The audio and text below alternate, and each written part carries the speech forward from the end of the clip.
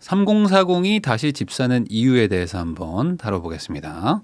요즘에 이런 기사들이 좀 나오고 있습니다. 대출을 늘리자 무주택 3040이 집 사러 뛰어들었다. 뭐 집 사러 뛰어든 것까지는 뭐 아니긴 한데 어쨌든 요즘에 이제 3040 세대들이 다시 집을 사는 경향이 늘긴 늘었다. 라는 거는 이제 사실로 나타나고 있는데 뭐 이런 얘기가 있습니다. 이게 박탈감을 또 느끼긴 싫다. 그러니까 이게 지역별로 조금 다르긴 하지만 우리 동네는 전혀 아닌데라고 하시는 분들도 있겠지만 꽤 많은 동네들이 한번 빠진 다음에 그리고 지금 약간 반등을 한 분위기가 있습니다. 그러다 보니까 이러다 다시 올라가면 어쩌지? 이러면 또 한번 박탈감을 느끼게 될 수도 있는데 그래서 올라가다가 다시 또 한번 내려가더라도 또 빠지더라도 상관없다. 떨어지더라도 집 사겠습니다. 라는 사람들이 좀 늘어났다는 겁니다. 근데 이게 왜 그럴까라고 생각을 해보면 당연한 겁니다. 왜 그러냐. 지금 그 거래량이 우선 너무 작아요.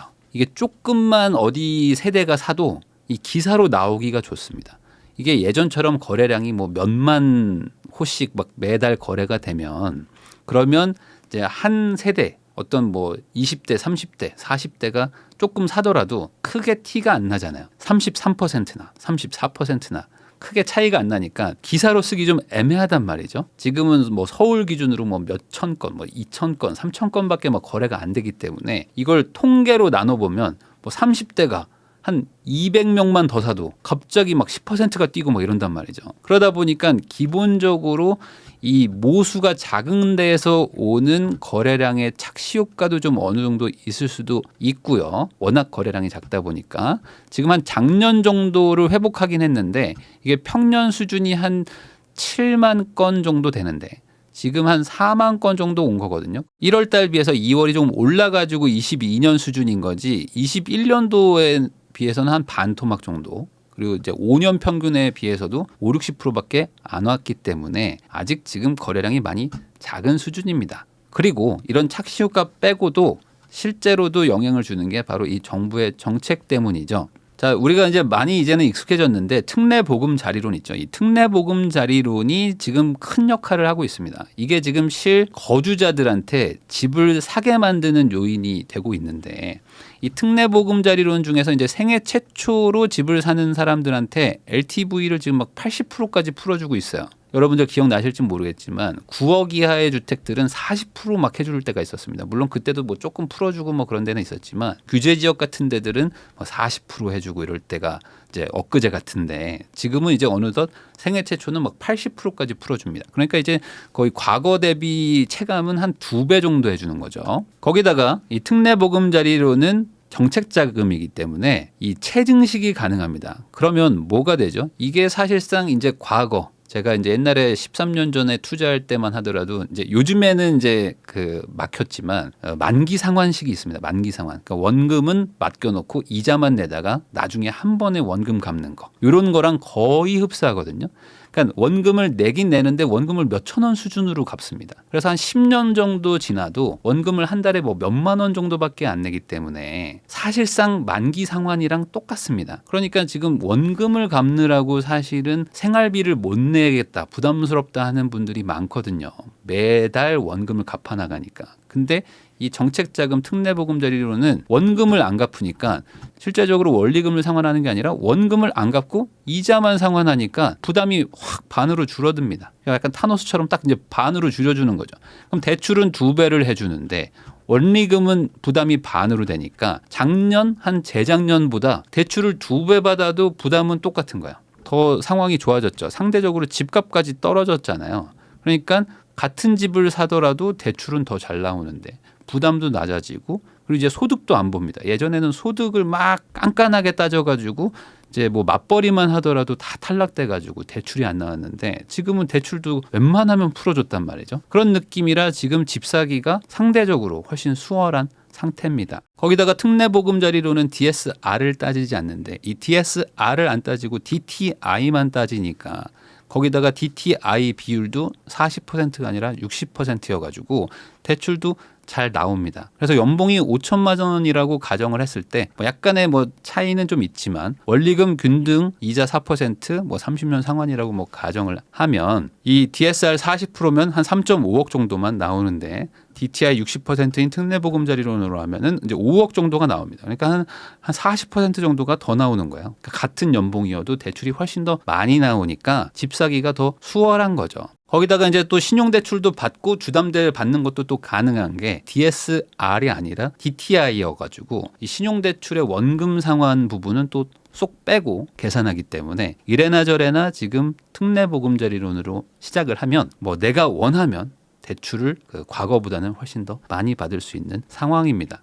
그래서 여러모로 지금 대출 때문에 집 사기가 좋은 상황인데 이 대출이 9억이 한계입니다. 9억 이내의 집을 살 때만 대출이 나오는데 중위 가격 있죠. 그러니까 이게 집이 100개다. 그러면 그중에 50등의 가격이 얼마냐라고 이걸 봤을 때 예전에 이제 서울의 아파트 중위 가격이 막 올라가다가 지금은 이제 하락을 해서 9억 9천 정도가 지금 나옵니다. 그러니까 이제 거의 9억대에 다다랐죠. 그러니까 서울의 집이 이제 평균적으로 이제 9억 선이니까 9억 대니까 25평대, 뭐 조금 작은 평수대, 조금 외곽인데 이런 데들은 이제 특례보금자리론으로 살 수도 있고 그러면 수도권이 지금 평균이 6억이니까 중위 가격이 6억대니까 서울 빼고 나면 웬만한 경기도 지역들은 또 인천 지역은 괜찮은 집들을 다 이제 사정권 안에 들어오니 이 상황에서 특례보금자리론으로 체증식으로 대출을 생애 최초로 해가지고 집을 사면은 살만한 거죠. 그럼 월세보다 조금 더 내는 수준으로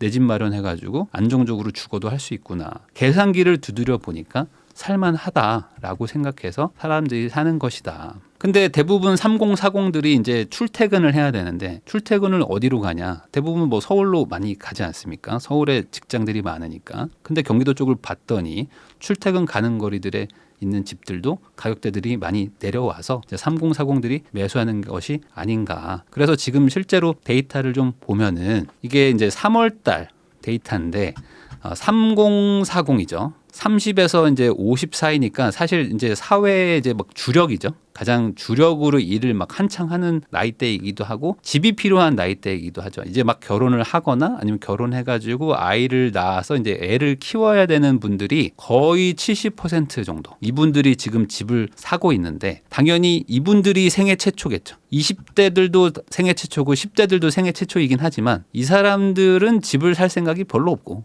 여기는 뭐 이제 술 먹고 뭐 놀고 아직은 이런 나이고 여기서부터 이제 집을 사야 되는데 대부분 생애 최초인 사람들이 여기 몰려 있으니까 5, 60대, 70대는 생애 최초에 또 해당이 안 되는 분들이 많아서 여기 3040들이 많이 사다 보니 또 특례보금자리론에 같이 또 이제 교집합이 엮이면서 3040들이 집을 많이 사고 있더라. 그러면 이분들이 어디를 많이 살까 봤더니 이제 경기 화성, 동탄 뭐 이런 쪽 병점 뭐 이런 데들 많이 사고 있겠죠. 그러니까 전체적으로 금액대가 9억 이하지만 9억 꽉 채워서 사기보다는 좀 저렴한 지역들 현실적으로 내가 대출 받아가지고 갈 만한 지역들도 많이들 사고 계시고 뭐 인천도 많이 사시고 평택, 뭐 아산, 은평, 동남구 이렇게 수도권, 서울 출퇴근이 가능한 지역들 위주로 많이 사고 있는 것 같습니다. 그러면 이게 지금 지속될까를 봤을 때 이게 대출이 좀 계속 풀릴 것 같거든요. 그러면 한동안 좀 계속되지 않을까라고 개인적으로 좀 추측을 좀 해보는데 지금 신규 주택 구입 목적으로 나가는 특례보금자리론 대출이 40%라고 합니다. 그러니까 초반에는 신규 주택 구입이 조금 적었다가 이제는 점점 늘어나고 있어요. 그러니까 이제 사람들이 집을 좀 사야겠다라고 생각한 것도 있고 그리고 이제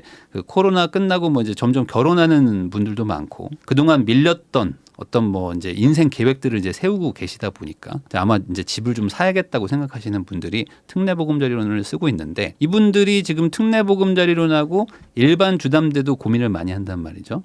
왜냐하면 일반 주담대가 지금 금리가 많이 내려가 가지고 특히 은행채들이 지금 많이 금리가 떨어지면서 실제로 특례보금자리론보다도 금리가 쌉니다. 특례보금자리론이 이번에 한번 그 동결되면서 단순히 금리만 봐서는 일반 은행 주담대가 더 싸기도 한데 그래도 이 체증식 아까 제가 말했던 이자만 내는 체증식을 이길 방법이 없기 때문에 요거를 쓰는 이 특례보금자리론을 아마 대부분 쓰실 거고 특례보금자리론이 아마 이자를 한 번 더 낮추거나 그렇게 하면은 조금 더 인기는 더 높아지지 않을까라고 생각은 해요. 그래서 지금 특례보금자리론도 이게 예산이 정해져 있는데 이게 출시 7주차 기준으로 거의 60%를 다 썼다고 합니다. 이게 지금 인기가 되게 높은 상황이고 그러면 이게 단순 계산하면은 한 11주차 12주차 정도 되면은 이게 예산이 다 떨어진단 말이죠. 그럼 이제 판매가 종료가 되는 상황인데 그렇게 되면은 이제 사람들이 걱정한단 말이죠.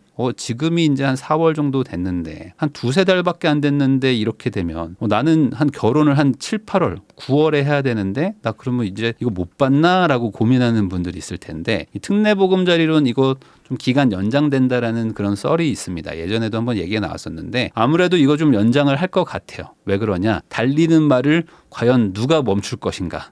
과연 이 총선 1년 전, 총선 한 7개월, 8개월 전에 과연 이걸 누가 과연 멈출 수 있을 것인지 아무도 못하지 않을까라고 개인적인 좀 생각을 해봅니다. 왜 그러냐면 이거 멈추면 이제 집을 살려고 하는 분들 이런 분들이 과연 가만 놔둘 것인가 그 사람들을 아마 낙선 운동하지 않을까라고 저는 개인적으로 생각합니다. 없애려고 하지 않을까. 그러니까 이거 완전히 고양이 목에 방울 달기 정도일 것 같아가지고 모두 다 좀 늘리려고 하지 않을까. 그리고 금리도 조금 낮추려고 하지 않을까.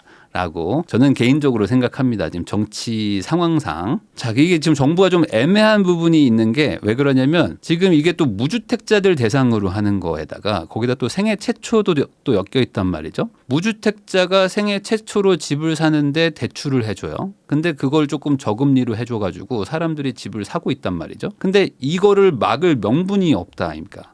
진짜로. 이걸 막는 것 자체가 이상하죠. 왜냐하면 이걸 막는 이유가 뭐냐? 집값이 올라갈 것 같아서 그렇습니다. 근데 지금 집값이 그럼 올라가고 있냐? 국지적으로는 좀 그렇습니다. 아니 근데 그게 그럼 전국적으로 막 엄청 불장도 아닌데 근데 이걸 왜 내 집을 살려고 하는 나를 막으려고 하냐라고 하면은 조금 할 말이 없어지죠. 우리 동네를 막으려고 하는 거냐라고 했을 때 선거가 있으니까 그러면은 우리 동네 국회의원은 뭐 하는 거야라고 얘기하면 또 이게 또 할 말이 없어지는 거라서 지금 조금 상황이 좀 애매해서 연장 할 수 있지 않을까라고 생각은 좀 드는데 그러면 이게 지금 대세에 영향을 주고 있는 걸까? 이게 어느 정도 좀 영향을 주고 있습니다. 실제로 지금 이게 1월 말에 지금 특례보금자리론이 시작이 됐는데 그 이후로 지금 집값 하락세도 지금 좀 어느 정도 줄어들었고요. 23년 1월만 하더라도 지금 집값 하락세가 꽤 컸었는데 지금 전국적으로 다 지금 상승을 했죠. 물론 이게 0%를 넘어간 게 아니니까 상승한 건 아닙니다. 하락세가 조금 더 완만해진 거죠. 그러니까 하락세가 조금 낮아졌다는 거는 이제 보합으로 이제 멈춰지는 속도로 지금 점점 가고 있다는 거고 다만 이제 상급 지역들 이거는 이제 9억 이하의 집에 해당되는 거고 당연히 이제 1주택자들만 하는 거기 때문에 이제 다주택자 고가 주택들 이런 지역들은 영향을 받지 않는 대출입니다. 그러다 보니까 이쪽은 좀 부자들의 영역인데 여기는 아직 크게 영향을 받지는 않고 있어요. 그냥 큰 폭으로 하락한 지역들이 몇몇 곳이 있는데 그런 곳들은 좀 상대적으로 반등을 한 곳들은 있지만 전반적으로는 여전히 좀 빠지고 있고 그리고 아직 특정 지역들이 막 올라간다거나 그런 모습을 보이고 있지는 않습니다. 전세 시장도 지금 하락세가 좀 감소하고 있어요. 그리고 이것도 꽤 빠르게 지금 감소하고 있는데 생각보다 엄청 전세가 급락을 했어가지고 금리가 이제 급등하기 시작하면서 전세 대출이랑 같이 연계된 전세 시세도 많이 빠졌었는데 지금 기사들이 막 전세가 계속 빠진다 막 얘기가 나오고 있지만 사실 기사는 조금씩 좀 느리고 실제로 지금 시장에서는 전세도 조금씩 반등하고 있는 지역들이 좀 나타나고 있습니다. 그 말은 지금 이제 어느 정도 금리도 이제 좀 안정화가 좀 되고 이제 전세자금 대출 금리 자체가 조금씩 좀 내려가면서 이제 사람들도 이제 월세도 많이 올라갔으니까 이제 전세를 좀 알아봐야 되겠다. 라고 하면서 전세로 가는 분들이 나타나면서 전세 시세도 약간씩 좀 올라가면서 하락세도 같이 조금 잡히는 분위기가 있다는 게 통계도 나오고 있습니다. 그래서 이거 지금 전반적으로 시중금리가 이제 작년 말 연초에 엄청나게 막 높았던 공포 심리는 많이 좀 줄어들어가지고 이제 한 3, 4% 정도 때까지 좀 왔는데 그 정도면은 재작년에 비해서는 높지만 엄청나게 높았던 잠깐 금리가 8%, 9% 간다, 10% 넘어간다 했을 때의 그 공포심은 지금은 이제 거의 사라진 상태라고 볼 수 있을 것 같아서 이제는 사람들도 그 정도는 아니고 이제 한 받을만한 정도까지는 된 것 같으니까 나도 계산기를 좀 다시 한번 두드려보고 결정을 좀 해야겠다. 라고 지금 사람들이 생각하고 있는 것 같아요. 여전히 외부 변수는 있죠. 특히 이제 미국발 뭐 위기라든지 아니면 뭐 유럽이든 뭐 중국이든 여전히 뭐 상황 좋지 않다고 얘기하는 데들은 너무 많은데 국내 변수만 보면은 어쨌든 뭐 지금 뭐 큰 틀에서의 뭐 경기 침체, 뭐 경기 불황 요거 말고는 뭐 금리나 이런 것들은 올리기는 좀 어려운 상황이 많이 펼쳐져 있는 것 같긴 합니다. 국내 변수만 보면은 바닥을 한번 찍은 동네들이 좀 많고 그 다음에 좀 반등을 하면서 거래량도 같이 늘어나서 이 고점 대비 한 30-40% 좀 빠진 곳들 있죠. 그런 것들 특히 이제 하락해서 막 실거래가 막 따다다다다다 막 찍혔던 곳들 그러다가 지금 다시 막 올라가고 있는 이런 곳들은 어느 정도 좀 반등했다라고 보는 게 맞지 않나. 라고 좀 생각을 합니다. 물론 이제 공급이 많은 지역들은 뭐 지금 뭐 답이 없는 상태이기도 하지만 공급이 많지 않은데 그냥 막 하락해서 실거래가 막 찍혔다가 지금 반등하고 있는 지역들은 어느 정도 좀 바닥은 본 것 같다. 그러면 이제 외부적으로 뭐 엄청난 또 충격이 오면 다시 또 한번 또 출렁거리겠지만 그런 변수가 없다 그러면 이제 국내 변수로는 이제 다시 한번 좀 어느 정도 회복할 수 있는 그런 여지는 만들어진 것 같다고 보입니다. 그래서 그런 동네들은 지금 특례 보금자리론이라는 실거주자들한테는 아주 좋은 정책 자금이 있으니까 이걸로 내가 감당할 수 있을 만한 연봉의 한 5-6배 정도 그 정도 집을 내가 살 생각이 있다 그러면 체증식으로 해가지고 한번 사는 거는 괜찮은 상황이다. 사서 들어가서 실거주를 하시는 쪽으로 하면서 내가 상대적으로 좀 저렴하게 내 집 마련할 수 있는 기회이지 않을까라는 거는 한번 고민해 볼 필요는 있다고 생각을 합니다.